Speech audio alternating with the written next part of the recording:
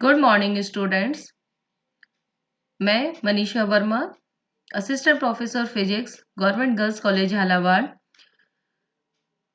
Physics online class की श्रृंखला में बीएससी पार्ट थर्ड के स्टूडेंट्स का स्वागत करती हूँ। आज हम न्यूक्लियर फिजिक्स के लेक्चर्स की श्रृंखला में liquid drop model of nucleus and semi empirical mass formula पढ़ने वाले हैं, जो कि न्यूक्लियर फोर्स वाली यूनिट का लास्ट लेक्चर है। तो अभी तक हमने न्यूक्लियर फोर्स के बारे में, उनकी थ्योरी के बारे में, उनकी प्रॉपर्टीज के बारे में बहुत कुछ पढ़ा, ठीक है। लेकिन इन सारी थ्योरीज को पढ़ने के बाद भी कहीं पर भी ऐसा कुछ नहीं पता लगा कि न्यूक्लियस की शेप क्या होगी, उसके अंदर न्यूक्लियस के अंदर न्यूक्लियॉन्स किस तरीके से अरेंज है, उसके लिए जो प्रॉपर एक तरीका था वो पता नहीं लगा। फिर क्या हुआ कि धीरे धीरे डिफरेंट डिफरेंट मॉडल्स इसके लिए दिए गए कि हम इन चीजों को जान सकें कि न्यूक्लियस की शेप क्या है और उसके अंदर जो न्यूक्लियस का अरेंजमेंट है वो क्या है। तो जो मेन टू पॉपुलर जो मॉडल्स थे उनमें फर्स्ट है लिक्विड ड्रॉप मॉडल और सेकंड था शेल मॉडल। अब दो मॉडल्स किस तरीके से, जो फर्स्ट मॉडल था लिक्विड ड्रॉप मॉडल, वो देता है न्यूक्लियस की शेप के बारे में जानकारी कि न्यूक्लियस की शेप किस तरीके से होगी। वहीं जो शेल मॉडल है वो हमें बताता है कि न्यूक्लियस के अंदर न्यूक्लियॉन्स किस तरीके से अरेंज होते हैं, ठीक है। तो हमारे जो ये दोनों मॉडल्स थे उन्होंने बहुत सारी प्रॉपर्टीज हमें न्यूक्लियस के बारे में, न्यूक्लियस बिहेवियर के बारे में हमें एक्सप्लेन की, और जिसकी वजह से ये जो दोनों मॉडल्स हैं काफी सक्सेसफुल रहे और इनकी मदद से हम बहुत कुछ जान पाए न्यूक्लियस के बारे में, ठीक है। तो हमारा जो ये लेक्चर है वो आज इस लिक्विड ड्रॉप मॉडल के ऊपर है। शेल मॉडल हम आगे जो अपने फर्दर लेक्चर्स होंगे, यूनिट्स होंगे, उनमें हम पढ़ेंगे। तो शुरू करते हैं कि liquid drop model of nucleus क्या है, ठीक है। तो इसमें देखिए कि जब न्यूक्लियस के बारे में पढ़ा जा रहा था तो हमने बाइंडिंग एनर्जी पढ़ी। बाइंडिंग एनर्जी जो थी हमने देखा कि वो सीधे सीधे किसके साथ रिलेट थी, मास नंबर के साथ, यानी कि मास नंबर के साथ वो वेरी कर रही थी, ठीक है। फर्स्ट थे। फिर उसके बाद जो सेकंड थिंग नोटिस में आई कि अगर हम वॉल्यूम की बात करें न्यूक्लियस की, तो वो भी क्या होगा कि जैसे जैसे मास नंबर बढ़ेगा वैसे वैसे वॉल्यूम भी बढ़ता चला जाएगा, ठीक है। और लेकिन जो डेंसिटी है वो ऑलमोस्ट कांस्टेंट रहती है, ठीक है। तो ये जो दो चीजें थी कि मास नंबर के साथ बाइंडिंग एनर्जी का वेरिएशन, मास नंबर के साथ वॉल्यूम का जो वेरिएशन था, आयतन का जो वेरिएशन था, तो इन दोनों प्रॉपर्टीज को अगर हम रिलेट करें लिक्विड ड्रॉप के साथ, तो ये जो प्रॉपर्टीज थी न्यूक्लियस की वो लगभग सिमिलर आई। तो उसके बिहाफ पर बोर नामक के जो वैज्ञानिक थे उन्होंने एक कॉन्सेप्ट दिया कि जो न्यूक्लियस है उसको हम एक इनकम्प्रेसिबल लिक्विड ड्रॉप की तरह मान सकते हैं, अज्यूम कर सकते हैं, जिसमें यूनिफॉर्म, यानी कि ऐसे liquid drop incompressible liquid drop के रूप में हम अज्यूम कर सकते हैं न्यूक्लियस को, जिसमें यूनिफॉर्म और हाई डेंसिटी हो, यानी कि डेंसिटी जो है उसकी वैल्यू बहुत ज्यादा हो, 10⁻17 किलोग्राम पर मीटर क्यूब। तो बहुत ज्यादा डेंसिटी है और यूनिफॉर्म है, यानी कि डेंसिटी में वेरिएशन कहीं देखने को नहीं मिले। तो ये जो मॉडल है this is called the liquid drop model of nucleus, ठीक है। तो क्या कहता है ये कॉन्सेप्ट कि जो न्यूक्लियस है उसको हम नाभिक को असंपीड्य द्रव्य बूंद के रूप में मान सकते हैं, जिसमें कि घनत्व, अत्यधिक घनत्व और क्या हो, यूनिफॉर्म हो, ठीक है ना। तो nucleus can be assumed like incompressible liquid drop which is uniform and having very high density near about 10⁻17 kilogram per meter cube, and this model is called liquid drop model of the nucleus। Okay, तो अब ये हो गई theoretical बात। अब इसके बाद हम पढ़ेंगे कि इसी के बिहाफ पर जो वेसकर और बैथे नाम के जो वैज्ञानिक थे, तो इन्होंने एक फॉर्मूला दिया किसके बिहाफ पर, लिक्विड ड्रॉप मॉडल के बिहाफ पर। तो उसको हम कहते हैं सेमी इंपिरिकल मास फॉर्मूला, ठीक है। बाइंडिंग एनर्जी के लिए इन्होंने ये फॉर्मूला दिया था कि जो बाइंडिंग एनर्जी है वो किन किन फैक्टर्स पर डिपेंड करती है।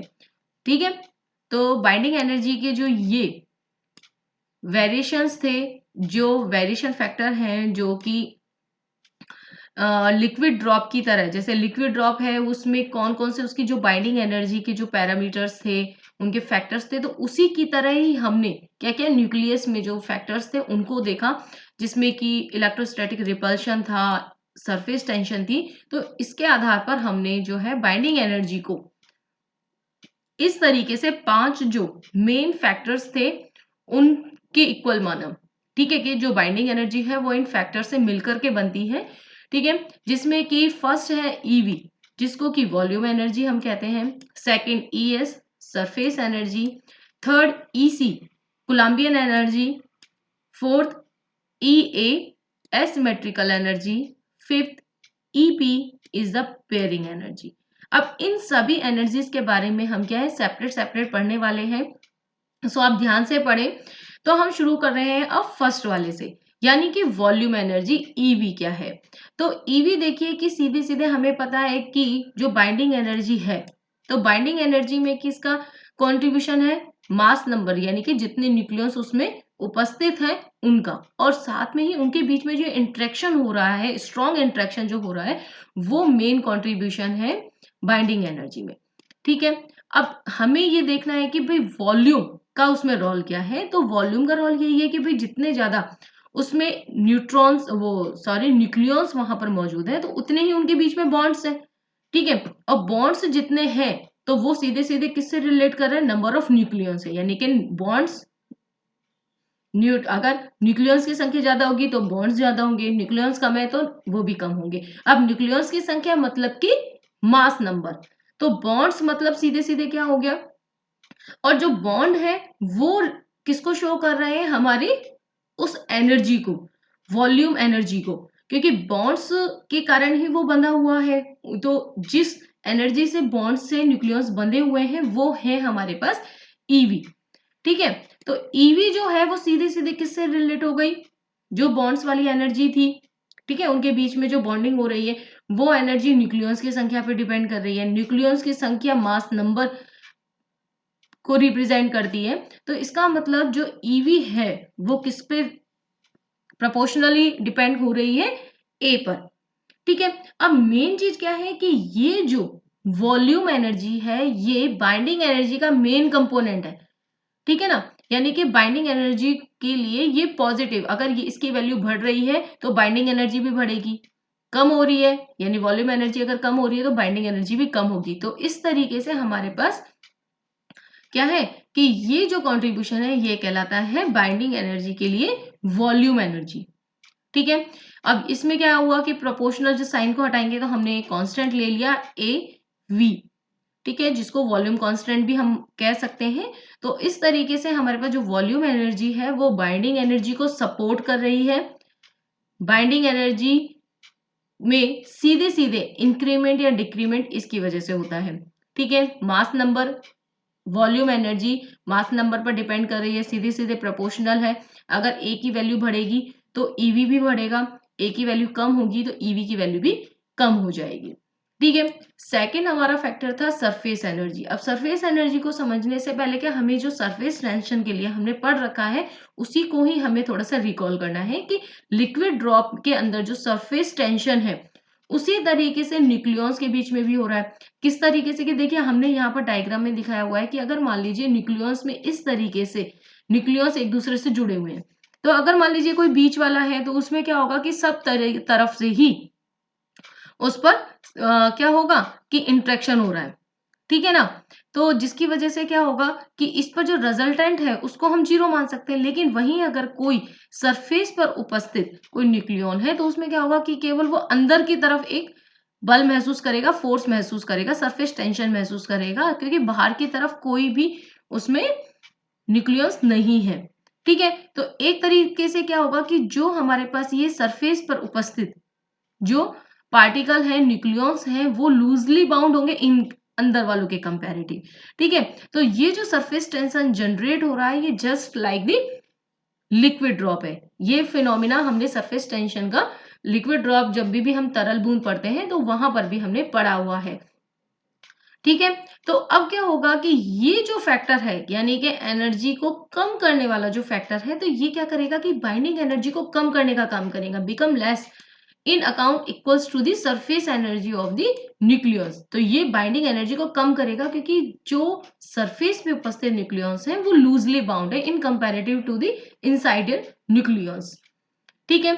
अब ये जो एनर्जी है इसके कारण जो हम बाइंडिंग एनर्जी वाला जो हमने कंपोनेंट ES लिया था, तो वो क्या होगा कि proportionate to minus surface area. Minus हमने क्यों लगाया है, वो इसीलिए लगाया है कि ये बाइंडिंग एनर्जी को कम करने वाला फैक्टर है, ना कि बढ़ाने वाला। ठीक है। तो माइनस सरफेस एरिया, क्योंकि जितना ज्यादा सरफेस एरिया होगा इसकी जो सरफेस टेंशन है वो उतना ही ज्यादा होगी। तो अब हमें पता है सरफेस एरिया हो जाएगा इसका पाई आर स्क्वायर, और आर की जो वैल्यू है वो हो जाएगी R0 a⁴ जो कि हमने न्यूक्लियस की प्रॉपर्टीज में पढ़ा था बहुत स्टार्टिंग वाले लेक्चर्स में। ठीक है। तो इन दोनों वैल्यूज को हम रखते हैं, तो हमारे पास ES is proportionate to -a⁴ and जब हम प्रोपोर्शनल साइन को हटाते हैं तो कांस्टेंट हमने लगा दिया है। और ये जो सरफेस एनर्जी है वो क्या करेगी, बाइंडिंग एनर्जी को डिक्रीज करेगी, कम करेगी। ठीक है। अब हम तीसरे फैक्टर को पढ़ते हैं, कोलम्बियन एनर्जी। अब कोलम्बियन एनर्जी को देखिए सीधे सीधे हम पता है हमें कि जब भी कोई दो सेम चार्ज पार्टिकल होते हैं तो उनके बीच में कोलम्बियन रिपल्शन फोर्स लगता है। ठीक है, ऑब्वियस है। तो न्यूक्लियस के अंदर क्या है, प्रोटॉन्स उपस्थित हैं, तो उनके बीच में भी क्या होगा, रिपल्सिव फोर्स लग रहा है। अब जितने ज्यादा उसमें प्रोटॉन होंगे तो ऑब्वियस है कि उनकी रिमेनिंग जो यानी किसी एक प्रोटॉन पर बाकी सभी के द्वारा प्रोटॉन्स के द्वारा रिपल्सिव जो कोलम्बियन एनर्जी या कोलम्बियन फोर्स लगाया जाएगा, तो वो क्या करेगा, बाइंडिंग एनर्जी को लूज करने का काम करेगा, कम करने का काम करेगा। और जैसे जैसे प्रोटॉन की संख्या बढ़ेगी वैसे वैसे नेट रिपल्सिव जो फोर्स है वो इंक्रीज होगा। ठीक है।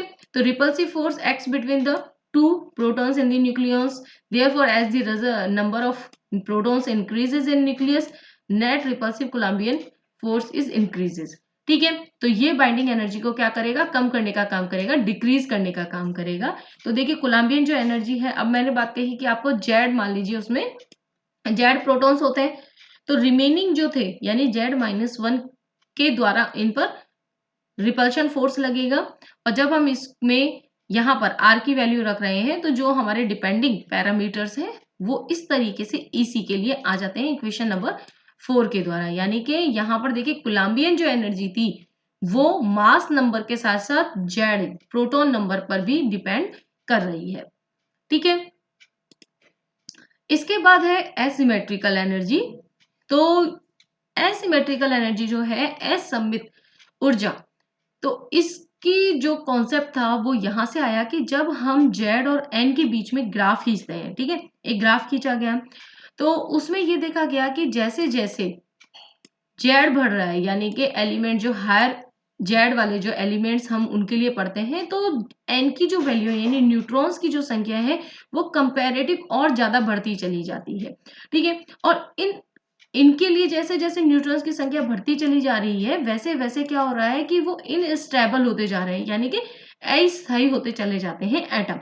ठीक है। और अस्थायी होंगे तो क्या होगा, ऑब्वियस है कि इसका मतलब उनकी बाइंडिंग एनर्जी जो है वो कम हो रही है, decreasing in the binding energy of the nucleus. और इस इफेक्ट को हम कह रहे हैं एसिमेट्रिक इफेक्ट, कि जैसे जैसे प्रोटॉन और न्यूट्रॉन की संख्या में असममितता आती जाती है, न्यूट्रॉन बढ़ते चले जाएं प्रोटॉन की कंपैरेटिव, तो न्यूक्लियस जो है वो अनस्टेबल होने लग जाता है।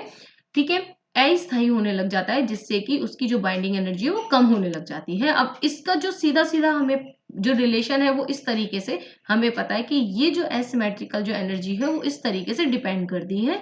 तो उसमें भी हमने प्रोपोर्शनल साइन को हटा करके एक कांस्टेंट लगा दिया है ए कैपिटल। ठीक है, इक्वेशन नंबर 5। अब लास्ट हमारे पास बचा है कि पेयरिंग एनर्जी। अब पेयरिंग एनर्जी क्या है कि यहाँ पर हमें जब हमने न्यूट्रॉन और प्रोटॉन की संख्या के आधार पर जब स्थायी उसको हम पढ़ रहे थे, स्टडी कर रहे थे, तो ये देखा गया कि जब प्रोटॉन और न्यूट्रॉन दोनों की संख्या ही अगर इवन इवन नंबर है तो जो न्यूक्लियस है वो हाईली स्टेबल होते हैं, यानी कि बहुत ज्यादा स्थायी होते हैं। ठीक है। लेकिन यदि मान लीजिए एक ऑड हो एक इवन हो, यानी इवन जेड ऑड एन या ऑड जेड इवन एन है, तो वो थोड़े कम स्थायी होते हैं, लेस स्टेबल होते हैं। लेकिन वही अगर इन दोनों ही नंबर्स ऑड है, यानी कि ऑड जेड ऑड एन है, तो वो लेस लीस्ट स्टेबल हो जाते हैं, दोनों की संख्या अगर ऑड नंबर में हो। तो इस तरीके का जो स्टेबिलिटी के लिए या पेयरिंग के जो इफेक्ट है, उसके आधार पर फर्मी ने जो फर्मी नाम के वैज्ञानिक थे, उन्होंने बाइंडिंग एनर्जी के फॉर्मूले में एक और ये नया टर्म जोड़ा था। तो उसमें जो रिलेशन था, डिपेंडेंसी थी, वो सीधे उन्होंने इस तरीके से दी कि जी ये पेयरिंग एनर्जी है वो इस तरीके से डिपेंड करती है। ठीक है, जो कि कांस्टेंट यहाँ पर एपी जो है वो कांस्टेंट है, लेकिन जो तीन हमने ये बताए हैं, even even, even odd even और ऑड ऑड, तो ये जो कंडीशन है इनके आधार पर एपी की वैल्यू जो है वो चेंज हो जाती है। मतलब कि इवन इवन के लिए इसकी वैल्यू प्लस आएगी, जिससे कि ये बाइंडिंग एनर्जी में कंट्रीब्यूशन करेगा। लेकिन वहीं पर अगर ऑड ऑड कंडीशन है तो एपी की वैल्यू प्लस में ही रहेगी, जिससे कि बाइंडिंग एनर्जी और कम हो जाएगी। ठीक है, तो एपी की जो वैल्यू है वो डिपेंड करेगी नेचर ऑफ पेयरिंग पर। ठीक है, तो अब हमने सारे के सारे फैक्टर्स पढ़ लिए, जो भी 5 हमें लिक्विड ड्रॉप मॉडल के आधार पर जो सेमी इंपिरिकल फॉर्मूला दिया गया था उसमें 5 फैक्टर बताए गए थे। तो पांचों फैक्टर्स के लिए हमने यहां पर देखिए टर्म्स लिख ली हैं। फर्स्ट आयतन, वॉल्यूम, सेकंड सरफेस टेंशन वाला था, third coulombian energy, fourth asymmetric and fifth is pairing. ठीक है, तो सभी को ही जब हमने फॉर्मूले में रखा, जो हमने इक्वेशन नंबर 1 में दिया था, तो हमें इक्वेशन नंबर 7 मिल जाती है। अब देखिए बाइंडिंग एनर्जी को हम मास के फॉर्मूले में रख दें, जो हमने पढ़ा हुआ है कि जो टोटल मास हमारे पास किसी भी न्यूक्लियस का होता है वो उसके कंपोनेंट्स के एडिशन से कम होता है। और कितना कम होता है? बाइंडिंग एनर्जी के बराबर कम होता है। तो इसका मतलब हमारे पास जो मास है, किसी भी न्यूक्लियस का जो मास है, that is equal to represent by the equation number 8। इसको यूज करते हुए हम किसी भी न्यूक्लियस का, अगर हमें ये पता है सारे के सारे ये जो कांस्टेंट्स हैं वो हमें पता है, तो कांस्टेंट्स की वैल्यू हमने इस तरीके से दी हुई है। अब देखिए यहाँ पर जो हमें ये पूरा का पूरा हमने थ्योरेटिकल पढ़ा है, उसको हम थोड़ा सा अगर ग्राफ की फॉर्म में भी देखें तो देखिए हमें क्या मिलता है कि अब देखिए बाइंडिंग एनर्जी जो है वो इन सारे पैरामीटर्स पर डिपेंड कर रही है। ठीक है, तो इसमें जो वॉल्यूम एनर्जी थी वो बहुत ज्यादा होती है, मेन कंट्रीब्यूशन उसी का ही है। ठीक है, इसी तरीके से जैसे जैसे सरफेस एनर्जी है, सरफेस एनर्जी जैसे जैसे ए की वैल्यू बढ़ रही है वैसे वैसे इसकी वैल्यू भी बढ़ रही है। ठीक है, कोलंबियन जो एनर्जी है, सरफेस एनर्जी जो है वो कम हो रही है। ठीक है, और कोलंबियन एनर्जी जो है वो भी देखिए इस तरीके से बढ़ती चली जा रही है, क्योंकि प्रोटॉन्स की संख्या बढ़ रही है। एसिमेट्रिक वाली जो थी वो देखिए यहाँ पर कांस्टेंट रहती है। ठीक है ना, 2 के बराबर है सभी के लिए। अब इन सारे फैक्टर्स को जब हम मिला करके देख रहे हैं तो बाइंडिंग एनर्जी जो है वो हमें इस तरीके से कर्व के फॉर्म में मिलती है, जो कि हमने पहले पढ़ लिया है। हमने बाइंडिंग एनर्जी के लिए जो ए पर डिपेंडेंसी है वो हम पहले पढ़ चुके हैं, बहुत अच्छे से हमने डिस्कशन भी किया हुआ है उसकी प्रॉपर्टीज के बारे में। तो वहां पर ये जो ग्राफ था वो इसी तरीके से आया था कि ग्रेटर देन 16 के बाद ये क्या हो जाता है, लगभग कांस्टेंट हो जाता है, near about the 8 mega electron volt, और वो चीज ही यहाँ पर शो की हुई है। ठीक है, तो आई थिंक ये टॉपिक आपको क्लियर हो गया होगा। इजी टॉपिक थे, ज्यादा आपको प्रॉब्लम नहीं होनी चाहिए थी। और बाकी फिर भी अगर आपको कुछ प्रॉब्लम है टॉपिक से रिलेटेड तो आप मुझे कांटेक्ट कर सकते हैं। अब ये आपकी यूनिट कंप्लीट हो चुकी है, तो मैं आपको एक असाइनमेंट दूंगी जो कि आपको मुझे सबमिट कराना होगा। ठीक है, और प्लीज अपने हाथ से ये चीजें जो हैं, सारे डेरिवेशंस, मैं बार बार कहती हूँ सारे डेरिवेशंस आप अपने हाथ से एक बार जरूर करके देखें। ठीक है, तभी आपको कॉन्सेप्ट क्लियर हो पाता है कि कौन सी चीज या कौन सा जो टर्म है वो किस तरीके से हमने लिखी है। ठीक है, so thank you so much.